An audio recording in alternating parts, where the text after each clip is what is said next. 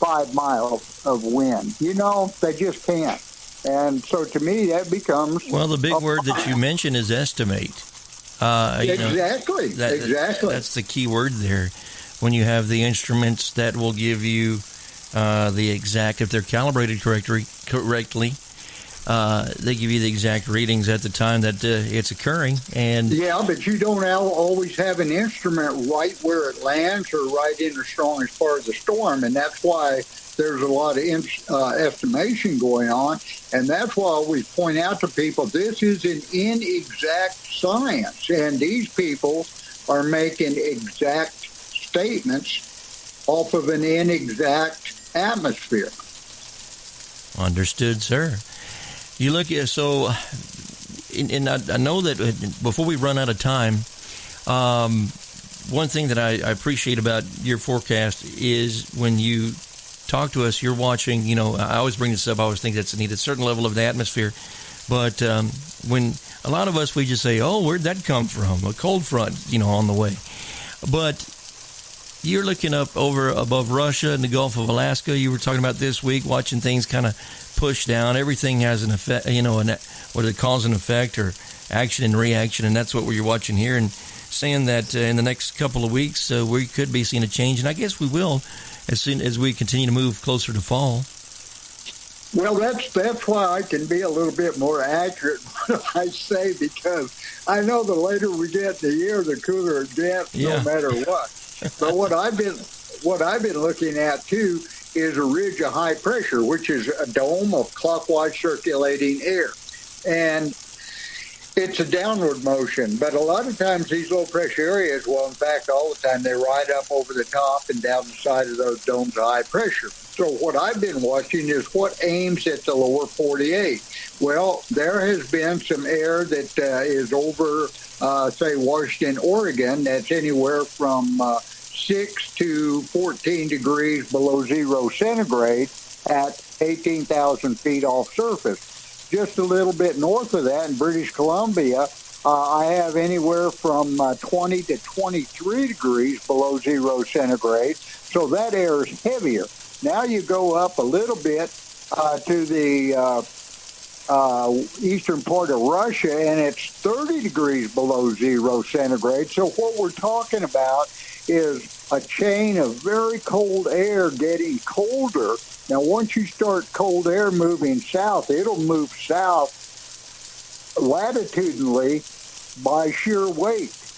And so if we can get it started south, then that means we'll start pushing cool air toward Texas. And the definition of a cold front is the leading edge of an air mass that is cooler than the air it's replacing. So oftentimes in Texas, we'll get a front that doesn't cool us down, but when it comes in, it's air that's cooler. But this air is cold, and I think that may be the progression of some cold shots of air that will change our weather pattern a little bit. So that's right. I look everywhere. You got to. Yeah, you have to. If not, will something come from us, and we'll never be surprised, will we? Well, I try not to be, because one thing I don't like is something jump up and bite me on the butt. That's it. Yeah. And speaking of, because we are on public radio, you do, and I'd like to give you a shameless self-plug and promotion. You're doing some radio work in Central Texas for another station. Tell me about your program that you're doing. Well, it's public-supported radio, and I've been with them since 1984, and I've been 36 straight years doing KNCT 91.3 FM. It's public-supported radio, but it's not like NPR, and it's not networked. It's public-supported radio. We depend primarily on donations and underwriters to keep us on the air. But it's simply beautiful music. It's AP News. It's me and my weather, and it's just a little bit of local Texas stuff thrown in there. But it's just enjoyable programming is what it is. Now, remind me that you have is it Sunday Gospel Show? Yes, on a different radio station on KTEM 1400 in Temple, Texas. I co-host with Rick Smith, who owns Marine Outlet in Temple, and we do a 2-hour call-in gospel show from 7 until 9 every Sunday morning. All right. I was waiting on another plug, but I guess. And you also do a little television in Central Texas as well, right? What's that? I said you also do a little television in Central Texas. I fill in for KNCT TV, the NBC station, and lately they've been short help, so I've been pulling weekend duty, and as far as I know, I'll be on again this coming weekend. It's just when they need somebody, I call myself bottom of the barrel Bill, because when they got nobody else, they come to bottom of the barrel Bill, and I thought, well, I'll shorten that to Bob. There you go. If someone wants to get in touch with you, and I know that there's a place you can go online and ask just the weatherman. Fry up some chicken and gravy and give me a haul or some corn on the cob. I'll come to you. Oh, somebody, before we go, they're wondering about guineas. Are you out of the guinea business? Yes, in fact, it's so sad. I didn't realize this, but I had a new neighbor that was, across the pasture a couple of ways. And when he moved in, he had a bunch of guineas and some peacocks.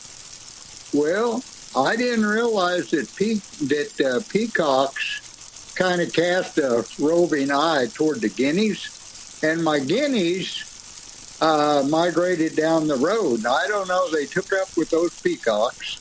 Well, that sounded like a country song there. We've got a hit. Well, I'm telling you what. I think when you can spread your tail like that, that probably is a country song. Hey, how can we get in touch with you, Bill? Basically, the easiest way is knct.org. That's the PBS station, because there's a picture of me on there, and it's Ask the Weatherman, and there's a picture, and you just click on my picture, and you can come right to me. That's knct.org. But my email is bill.hecke, you got to spell the name right, Hecke, at sbcglobal.net. And I don't mind hearing from people or answering questions from people. Hey, I sure appreciate your time, and thank you for joining me once again on this week's show. It's always a pleasure to catch up with you, Bill.